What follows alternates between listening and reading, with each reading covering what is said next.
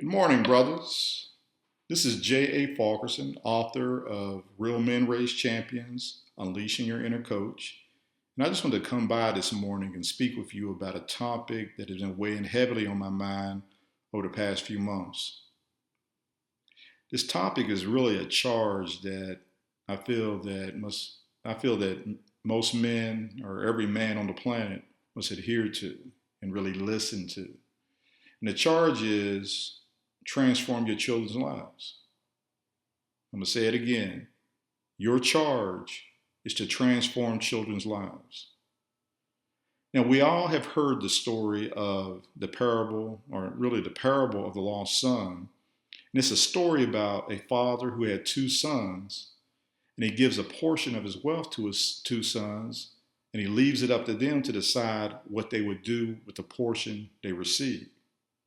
Well, the oldest son, he decides that he wants to stay in his father's home and help his father build upon his wealth.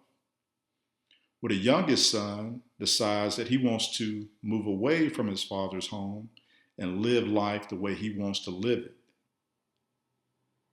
Well, this parable is essentially the story of this youngest son, how he went into the world,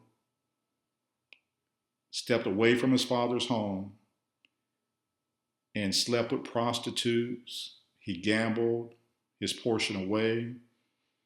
And he did a lot of things that he knew that his father wouldn't approve. But he also was able to live life the way he wanted to live it.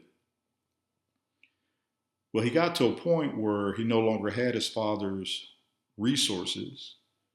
So he went from a somebody to a nobody. Because we know how this goes. A lot of times when you have money in your pocket and you're a high roller and you're spending it, giving it to people and actually buying them things, they love you. But this young man, he got to a point where he realized that because he had nothing, he was a nobody, and he had to deal with that. But there was something at his lowest point. There was something that was tugging inside of him that told him that he should return to his father's home. Now that something to me was just memories of what it was like when he lived in his father's home. So, but there was something that prevented him from making that move. And I think that thing was fear. He feared judgment, or the judgment of his father. He feared that his father would reject him because of the way he had squandered his portion. But at the same time, he still had those memories of what life was like in his father's home. And it's my belief that those memories are what drove him back to his father's doorstep. And as he's standing on his father's doorstep, just waiting on his father to come to the door, he's shaking in his shoes because he knows, or he has this belief of what is about to come, the judgment of his father. But to his surprise, when the father opens the door, it's not judgment that he receives. It's a smile, it's extended arms, it's a warm embrace of a father. But the father didn't stop there. He went even further.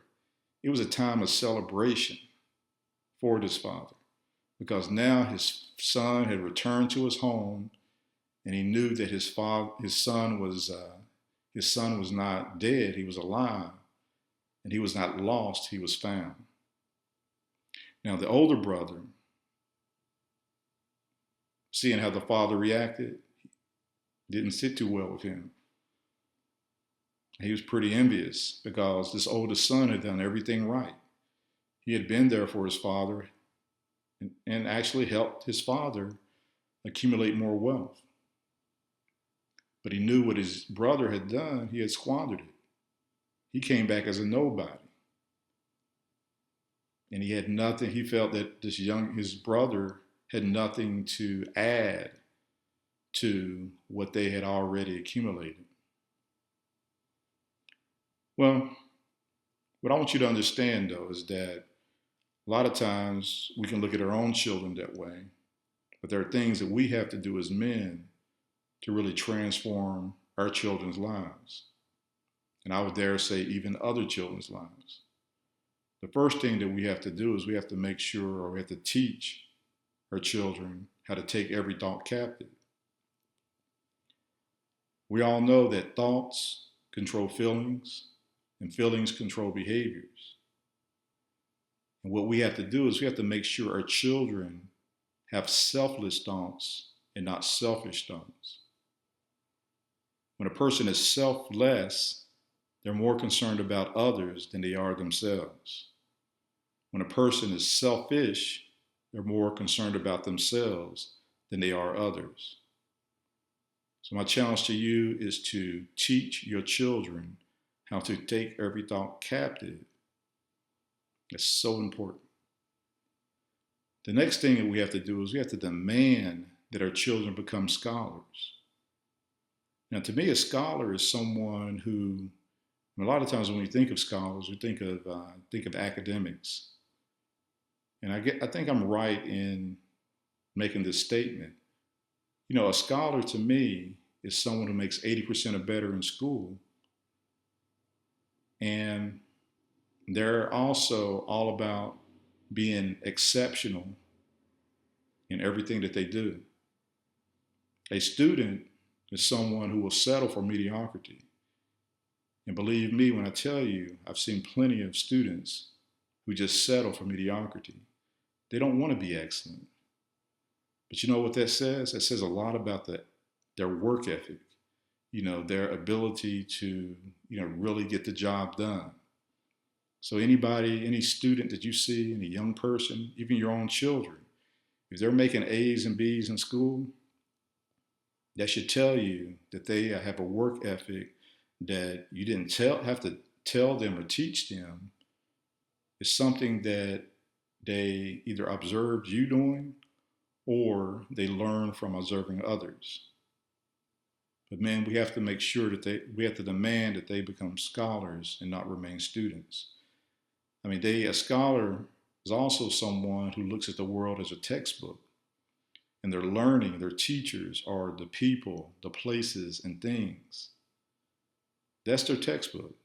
So we want to make sure that our children are reading from it and understanding the different nuances that are presented by the people and places and things that they come in contact with.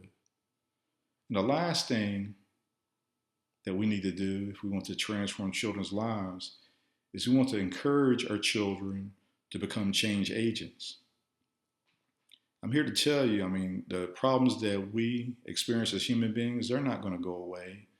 But we also must recognize that these problems, they actually revolve around three things: fairness, equity, and justice. Our children need to understand that, if they're not actually advocating for fairness, equity, and justice, they can't make a difference in the world, because fairness, equity, and justice, that is what allows us as human beings to coexist.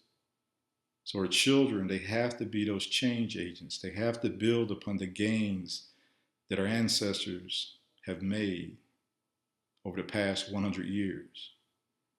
That's important.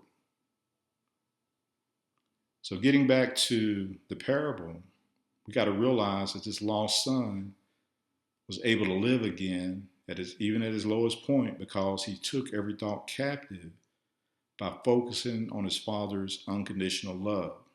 It goes back to those memories that he had of just growing up in his father's home. He also became a scholar by deciding to learn from the world, not be a part of it. And lastly, he became a change agent by showing his older brother how the lost can be found, the dead resurrected. So that, my friends, is how we transform children's lives. Let's get to work. Thank you.